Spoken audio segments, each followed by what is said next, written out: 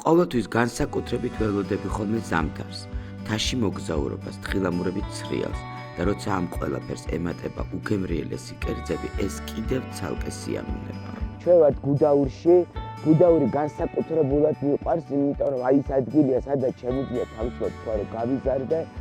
ბევრი სასრიალო ადგილია, მას მერე რაც გაშენდა ეს არაჩვეულებრივი კურორტი. აქ გასტრონომიასაც თავის პატარ-პატარა დეტალები აქვს, რას მივირთვეთ, როდესაც მთაზე ვართ, როგორ მივირთვეთ და სწორედ აქედან დავიწყებ მე ჩემს გემრიელ მოგზაურობას გუდაურში და ყაზბეგში. გემრიელ საქართველოს მე-4 ეპიზოდს გუდაურში, სტეფანწმინდაში და ფასანაურში ვაგრძელებთ.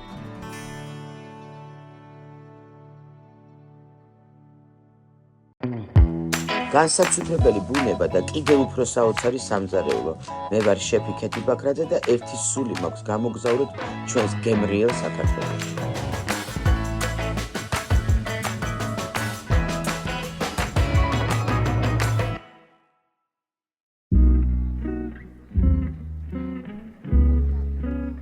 ეხლა ჩვენ ვიმყოფებით გუდაურში, შემიძლია ვთქვა, რომ ჩემს ყველაზე საყვარელ კურორტზე, სადაც შემიძლია თავისუფლად თქვა, რომ გავიზარდე. პირველად ამოვედი, აქ ვიყავი 6 წლის, 78 წელს და აქ არაფერი საერთოდ არ იყო. და მაგ დროს დაიწყო აქაურობის ნელ-ნელა კეთება და მახსოვს პირველად ქვედა სოფელში სეთურებში, ესეთი პატარა საბაგირო იდგა, ხელით ან ბიგელით ვეკიდებოდით ხოლმე. თალღათ 50 მეტრიანი იყო ალბათ და იქ ვისწავლეთ ესე ჩემე და ბევრმა ჩემმა მეგობარმა დღეს უკვე გამოჩენილმა მოთხილამურებმა. ეხლა მე მზივარ ერთ-ერთი პირველ საბაგიროზე, რომელიც აშენდა 86 წელს ავსტრიელებთან ერთად სასტუმრო და დაყენდა ეს საბაგიროები, იყო პირველი, მეორე და კუდები. ახლა უკვე ძალიან ბევრი სასრიალოა.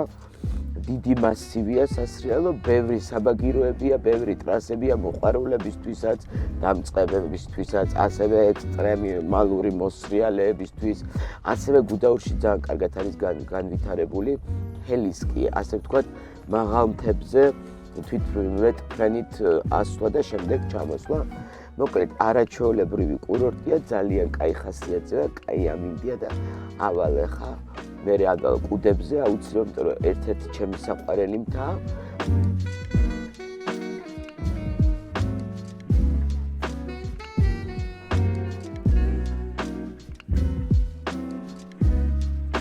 ერთად ჩამოვსრიალდები და კაფე ვიტამინ კუდებში მივალ.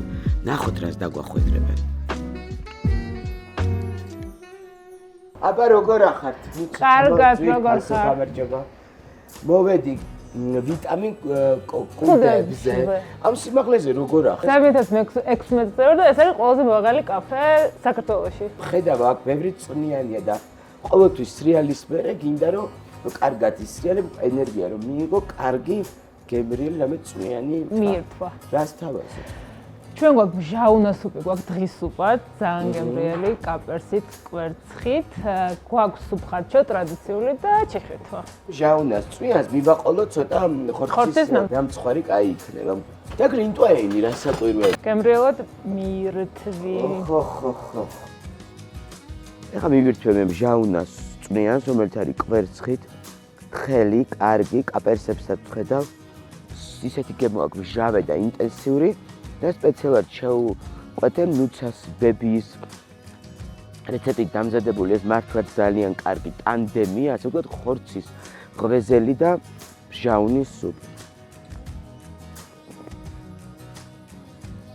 სწორედ ასეთი ცხელი და გემრიელი წვნიანი გჭირდება მთაზე და უნდა მიაყოლოთ კიდე აუცილებლად რამე ესეთი ხორციანი, რომ კარგად მიიღოთ კალორიები და შემდეგ ადვილად და გემრიელად გააგრძელოთ თქვენი მოგზაურობა გუდაურში. გუდაურიდან ყაზბეგში, სტეფანწმინდაში მივდივარ. მყინვარწვერის საოცარი ხედი და გერგეთის სამება გველოდება. აი ახლა ჩემს უკან თქვენ ხედავთ მთიან მასივს, რომელსაც ამშვენებს მყინვარწვერი, იგივე ყაზბეგი, რომელიც მდებარეობს ზღვის დონიდან 5054 მეტრზე, ხოლო წინ კი მეშლება საოცარი პეიზაჟი გერგეთის სამება. გერგეთის სამება აშენდა მე-14 საუკუნეში. იგი აღმოსავლეთიანეთში ერთადერთია, რომელიც გამოირჩევა და არის გუმბათოვანი ამდიდებულ სალოცავს ხევის პატარძალსაც ეძახიან, ხოლო აქედან კი იშლება არაჩვეულებრივი ხედი კაცრდარიალის ხეობაზე და მთელ სტეფანწმინდაზე.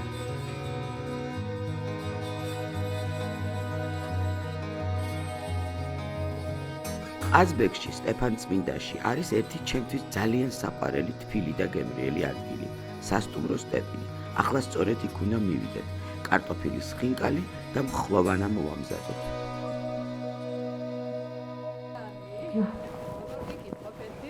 მე ვარ არაჩვეულებრივ ადგილას სასტუმრო სტეპინში, ჩემს საყვარელ მეგობარ ანისთან, მისი მზარეული თიკო და ანი გააგრძელებს ახლა თხრობას. რასაც დღეს შემოგთავაზებთ ტრადიციულად ჩემი დიდი ბების მიერ დატოვებული რეცეპტით, ეს არის კარტოფილის ხინკალი, ოსეთიდან არის, მაგრამ უკვე ტრადიციულ მოხეურ კერძათაც არის ქცეული ხაბიზგინა და მხლოვანა.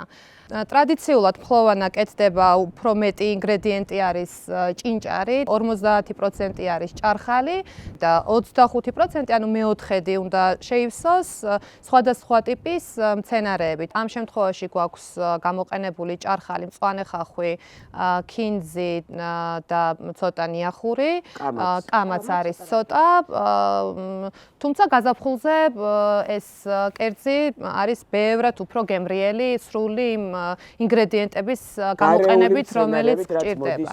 ეხლა ჩვენ ამოვიგოთ ეს ცომი და გავაკეთოთ მხლოვანა. ჯერ თქვენ გაახვიეთ და ამასობაში მე ვარეგულირებ სითბოს და თან ხელებსაც ვითფობ. გავამტყელეთ ცომი და ვდებთ უკვე დაჭრილ მწვანილს, რომელიც არის ყველთან ერთად ნარევი. ეხლა ამას ვკრავთ. ვატრიალებთ. აბა, წავიდა. ეხლა უკვე კარგად ვაბრტყელებთ ზუსტად ტაფის აი ამ ზომაზე. მე უნდა გადმოვიღო, აი ეს. აი ესე გადავაპრიალეთ კარგად. აბა მთავარი. ნახეთ როგორი წვნიანია.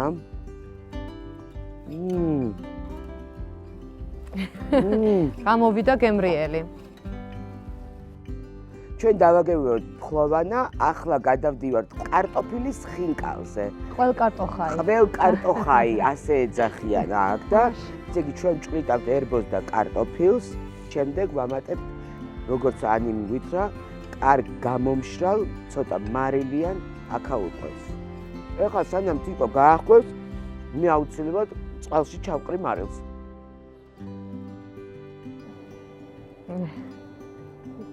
მნიშვნელოვანი არის ხარშვის დროს, რომ დავაგდოთ ტემპერატურა, ამიტომ ნებისმიერი ხინკლის მოხარშვისას პირველი წამოდუღება, როგორც კი წამოდუღდება, უნდა დავამატოთ ცივი წყალი.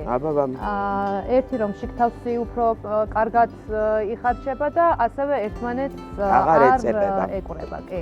მე ვფიქრობ, რომ ამას პირდაპირ მე დავადებდი ერბოს.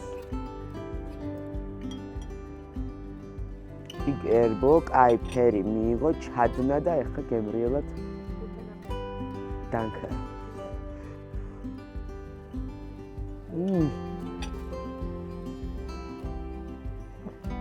ფანტასტიკურია ჯერთი ამ სიცივეში ასე ძალიან მესიამუნა და ეს ერბო აძლევს სინაზეს და მე ერბო ამ ცხიმს რო აძლევს კიდე რაღაც განსაკუთრებულ გემოს აძლევს. ნუ მოკლედ ესე იგი ესეთი საინტერესო და გემრიელი მოგზაურობა გვაქვს ჩვენ სტეფანწმინდაში და ყველკარტოხაის ხინკალი და მხლოვანა გავსინჯეთ არაჩვეულებრივი ტექნოლოგიით, ოჯახური და აქაური ტრადიციებით, ძალიან კმაყოფილგვარ და უგემრიელესია და მართლაც გამათფო ამ ყინვაში. მადლობა. მადლობა თქვენ. ფასანაურს ვერ გამოვტოვებთ, აუცილებლად უნდა შევიაროთ რესტორან გუდაში და მიჯერეთ ასეთი გემრიელი ხინკალი იშვიათად გამისინჯავს.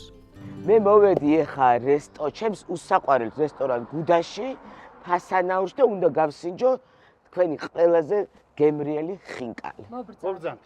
ქალბატონი თამარი დაგვიმზადებს სამნაირ ხინკალს. როგორც ქეთიმ აღნიშნა, სამნაირი ხინკალი გვექნება ახლა ჩვენ აქ, თუმცა მეტი გვაქვს მენიუში. ნივრის ხინკალი აღსანიშნავია, იმიტომ რომ არის ტრადიციული ადგილობრივი კერძი, მზადდება ნივრისგან, იჭყლიტება ნიორი, მასთან ერთად იზილება კარაქი, ცოტაოდენი ფქვილი და მარილი. თუშური ხინკალი, რა თქმა უნდა, მზადდება ცხვრის ხორცისგან, მაგრამ იმისთვის, რომ ნამდვილად თუშური ხინკლის გემო გქონდეს, ჩვენ ვიყენებთ თუშურ წყალქონდარას. ფორმა სხვანაირი აქვს ნივრის ხინკალს, ვკეცავთ, ან თხლად უნდა გადაესვას და შემდგომში უკვე ვკეცავთ და როგორც კარტოფილს ან ყველის ხინკალს და მეორე არის ნივრის შემთხვევაში თანამედროვეა ალბათ შემდგომში გამოგონილი და მიღებული ჩანგლით უკეთდება უკვე პირი. აი ეს არის ფასანაურული ნივრის. ხო, ამას ქვია მოწიფწული. ეხლა გავაკეთებ თუშურში. თუშურში უნდა ჩავაყაროთ რა დოზირებით ვაყრით, ჩავაყროთ შეიძლება. კი. ფასანაურული შემთხვევაში ვიყენებთ მხოლოდ საქონლის ხორცს. განსხვავებით ქალაქურისგან, ღორი მთაში არ ყავდათ. ტრადიციულად იყო საქონლის ან ცხვრის ხინკალი. ამ შემთხვევაში საქონლის ცხიმს იყენებ? რა თქმა უნდა, საქონლის ცხიმს ვიყენებთ და ეს განსაზღვრავს ხინკლის წვნიანობასაც.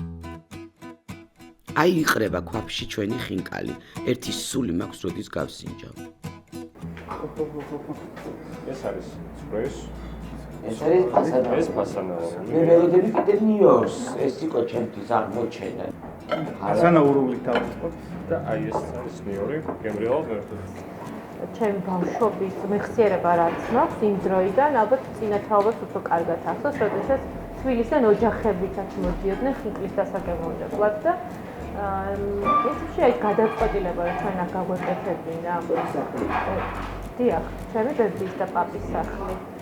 აქ გაგვეკეთებინა აი ასეთი ადგილი, სადაც სტუმრებს მიუღებთ, ამასაც უკავშირდებოდა რომ დაგვებრუნებინა ეს ტრადიცია. ჩვენი ხინკალი არის სტანდარტული ცოტა დიდი, უფრო გუდამაყრილი შეიძლება ითქვას.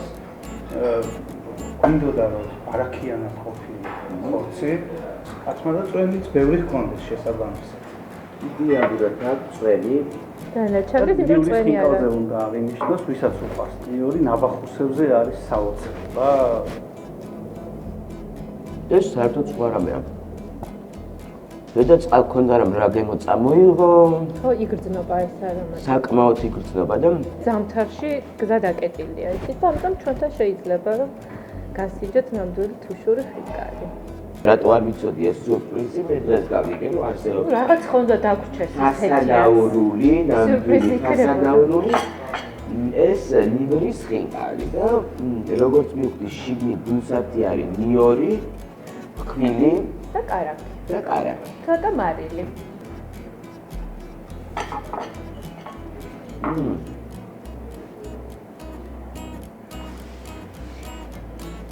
ძალიან კარგი კერძია და არასდროს არ მიფიქრე რომ ეს შეიძლება ყოფილიყო და აი მენიუს ფასანაურში ერთ-ერთი მენიუს ნაწილია და დღეს ჩემი ჩემპიონი ნივრის მიხარია რომ ასე. არაჩვეულებრივი გემო და გამომცხვარი ნიორი, ფქვილი, მარილი, კარაქი ჩემთვის ზამთარში ერთ-ერთი იმუნიტეტს ვიძლიერებ და თან გემრიელად მივიდე. ძალიან მყარი ასაფლავი. ძალიან დიდი მადლობა ამ რეცეპტებისთვის, რომელსაც თქვენ აცოცხლებთ, ასე ვთქვათ, თქვენ ძველ რეცეპტებს, ამ სახლს, რომელიც თქვენი ოჯახის ძველი სახლია და მიეცით ესეთი გადასარების სახე და მეც რომ მასპინძლობთ ესეთი გემრიელი ნამდვილი ფასანაურული. მადლობა სტუმრობისთვის. გუდაურში გავსინჯეთ მჟაუნასწვნიანი და ხორცის ღვეძელი, ყაზბეგში მხლოვანა და კარტოფილის ხინკალი, ფასანაურში ნივრის მოწიფწული, ფასანაურული და თუშური ხინკალი. კერძები, რომელიც ასე უხდება გემრიელ მოგზაურობას ზამთრის კურორტებზე. ესეც მეოთხე ეპიზოდი. გამოგყვევით YouTube-ზე, არ გამოგრჩეთ გემრიელი საქართველოს შემდეგი ეპიზოდები.